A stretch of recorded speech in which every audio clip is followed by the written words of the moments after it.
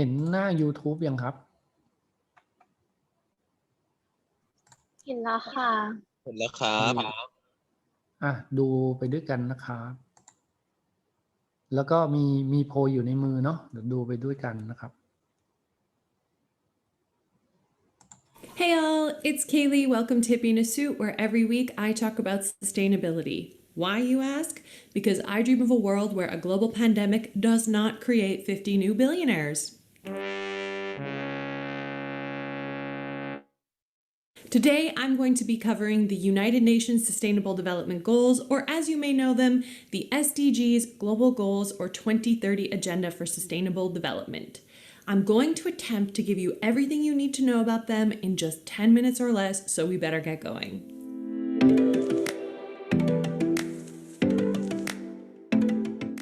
The 2030 Agenda for Sustainable Development was adopted on September 25th, 2015, universally. Universal adoption means that every single country, all 193 UN member states, agreed. I'm sure you can imagine that getting 193 countries to agree on anything is next to impossible, but that's what makes this agenda so groundbreaking. The reason we saw such broad support and adoption of the 2030 Agenda is that it was built on the groundwork of two previous processes that laid a strong foundation. The first was Agenda 21 that was adopted at the 1992 Rio Earth Summit and laid out a whole bunch of environmental priorities for the planet. The second were the Millennium Development Goals that were spearheaded by the UN Secretary General at the time, Kofi Annan. These were 8 goals targeted at developing countries and mainly focused on human development. So things like eliminating poverty, universal primary education, gender equality, child and maternal health, fighting against diseases,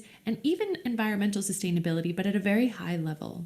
So the global community had these two processes, one environmentally focused and one human development focused. And in 2012, at the Rio Plus 20 Earth Summit, world leaders agreed to bring the two processes together to create a more comprehensive framework that would be relevant to every country on the planet, regardless of its level of development, and to adopt it as a global community. The 2030 Agenda for Sustainable Development is referred to as a comprehensive action plan for people, planet, and prosperity. This relates directly to the 3 pillars of sustainable development: social, environmental, and economic that I talked about in my first video, which you can find up here. Interestingly, the 2030 Agenda also added the notion of peace and partnership to those traditional pillars of sustainability to create the 5 Ps: people, planet, prosperity, peace, and partnership. The agenda is made up of 17 goals, 169 targets, and over 230 indicators for measuring progress. So to say it's comprehensive would be a bit of an understatement. In fact, that is one of the biggest criticisms of the agenda, is that it's so far-reaching that it's hard to prioritize and know what is the most important. The 17 goals, they touch on everything from ending poverty, achieving gender equality, protecting the planet, both our land and our water, combating climate change, creating sustainable economies, limiting our consumption, and even good governance and peace. You can see now what I mean by the agenda kind of including everything, but in fact, as I mentioned in the history, this was quite deliberate. It was meant to create a more comprehensive picture of sustainable development. It was also meant to be rooted in a few fundamental principles that were not included in previous agendas. First, it's integrated. This means that it recognizes the systemic nature of our world and the interconnectedness between various domains of society. It says we cannot make policies in a vacuum. We have to think about how they affect each other. Second, it's universal.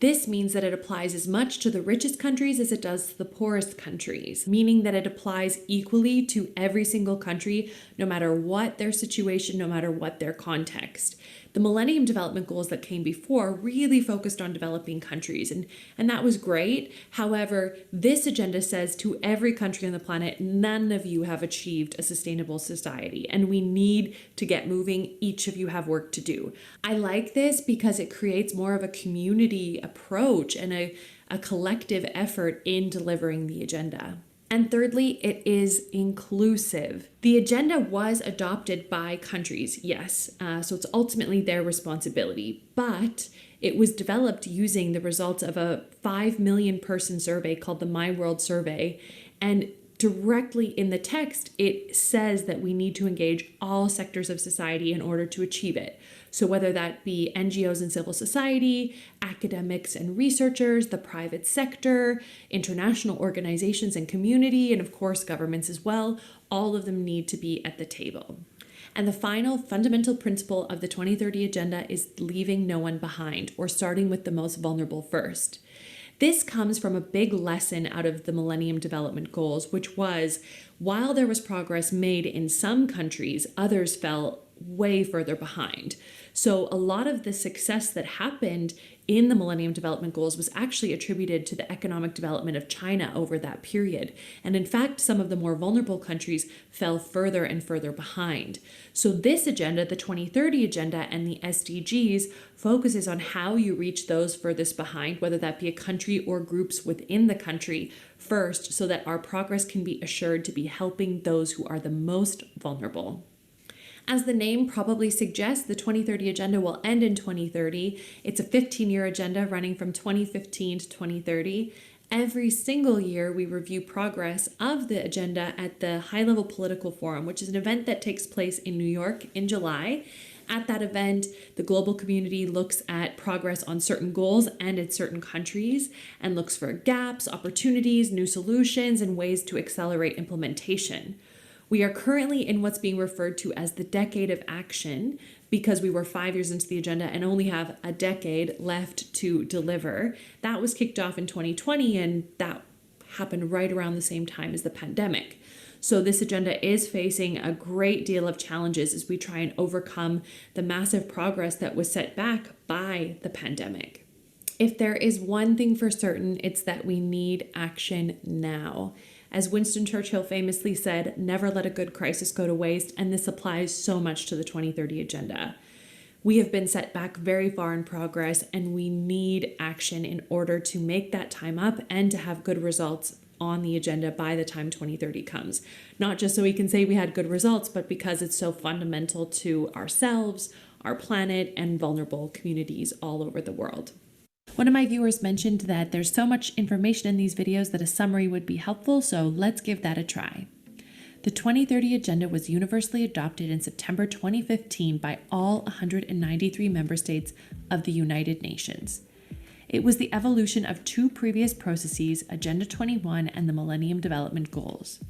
It is made up of 17 Sustainable Development Goals that span social, environmental, and economic priorities, as well as 169 targets and over 230 indicators. It has 4 fundamental principles embedded in it: integration, universality, inclusivity, and leaving no one behind. The agenda is reviewed every single year to ensure that we are progressing.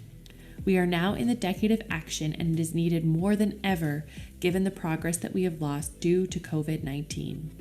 I'm going to be making 2 series here on the channel related to this topic in the coming months. One that looks at each SDG and explains what it is and where we currently stand on it, and a second that looks at how the pandemic is affecting sustainable development and the SDGs. So I hope you'll tune in for those. That's it for today. Thank you so much for being here. I hope you learned something, and if you have any questions, leave it in the comments below, and I will do my best to respond and provide resources where you can learn more. As always, I also have a blog post that summarizes this topic, provides links to my research, additional resources for reading, and a couple of organizations who work in this field that you may want to follow or support if this topic interests you. Thank you so much for the support. If you liked this video, give it a thumbs up. It really helps out the channel. Thank you so much again, and I look forward to seeing you soon. Take care and keep fighting the good fight. Bye!